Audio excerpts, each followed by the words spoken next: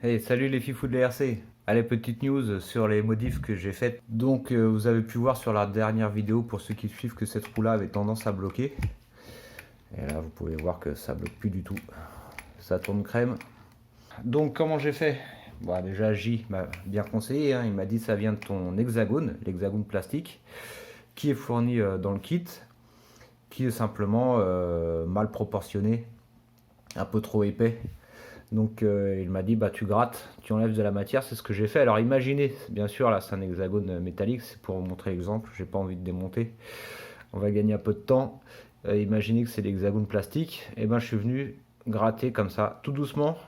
Et puis j'ai essayé plusieurs fois, hein. Je suis pas allé d'un seul coup, et puis ah bah là, si tu niques ton hexagone, tu te retrouves comme un idiot. Donc je suis vraiment allé avec parcimonie. Voilà, enlever peluche par peluche jusqu'au moment où ça ne frotte plus. Et là, on est content. Donc c'est pas grand chose, hein. Voilà, c'est juste que la finition des hexagones, bah c'est pas top top. Mais ça prend 30 secondes hein, quand on sait. Vous enlevez un peu de matière. Et puis c'est reparti mon kiki. Et pour le cerveau, eh ben, j'ai bien kiffé à faire ça. J, pareil, m'a conseillé de trouver un système de cale pour relever ce côté-là. Relever un peu ce côté.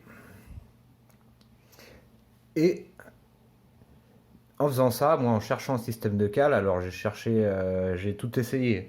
J'ai essayé la cale caoutchouc. Malheureusement, ça s'écrase, ça a tendance à bouger. Donc j'ai cherché autre chose. J'ai essayé la cale plastique. J'ai essayé sans essayer, je l'ai découpée, enfin j'ai commencé à la découper et en cherchant la cale plastique, je me suis dit mais pourquoi je chercherai pas plutôt une rotule? Et j'ai trouvé, donc je vais vous faire voir.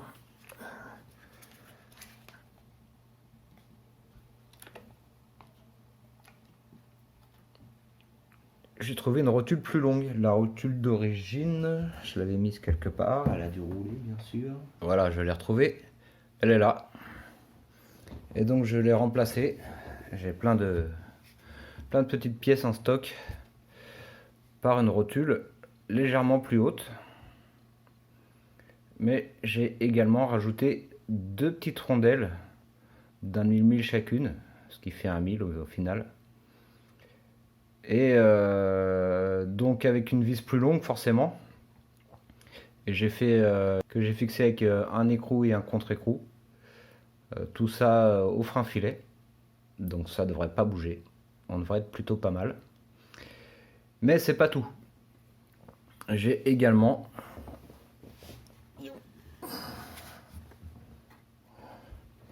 redémonté mon cerveau et je lui ai calé, je sais pas si vous verrez, des petites cales en dessous en mousse.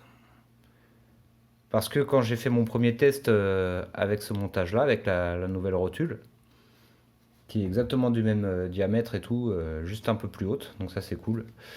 Et ben cette biellette là ne touchait plus, mais celle-là touchait encore. Donc mon idée de rehausser le cerveau, eh ben, elle n'était pas fausse. Donc je vais essayer de vous faire voir au plus près. On voit un tout petit bout. Je vais essayer de vous montrer ça correctement.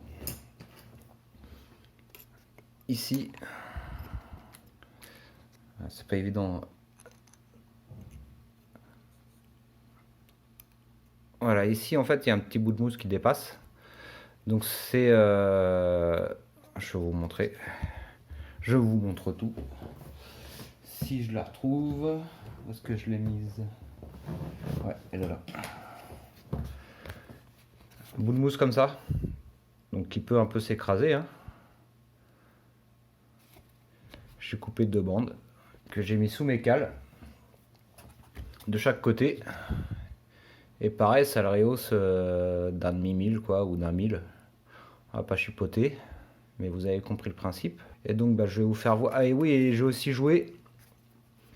J'ai aussi démonté le palonnier qui était décalé un peu par là. Et ben je l'ai décalé un peu par là. Et j'ai aussi joué sur l'écartement d'échappe de chaque côté. Et du coup, on est bien. Test en réel. Alors la radio, toujours allumer la radio, hein. Hop, on allume. Et là, vous voyez, du coup, j'ai récupéré. Je vais vous montrer, toujours pas évident à filmer.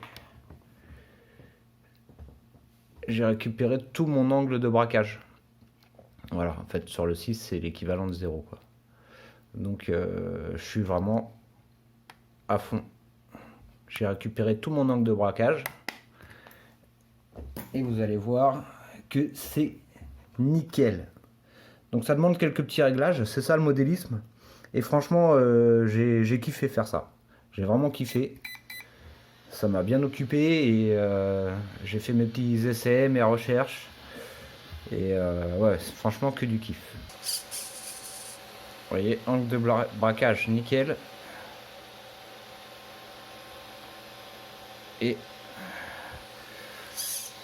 de l'autre côté aussi. Peut-être qu'on verra mieux de ce côté-là, je sais pas. Oui, ça touche pas. Vous voyez, avant on voyait la barre, le cardan bouger. Là vous voyez bien la biellette avec les deux petites rondelles. J'aimerais vous montrer peut-être comme ça.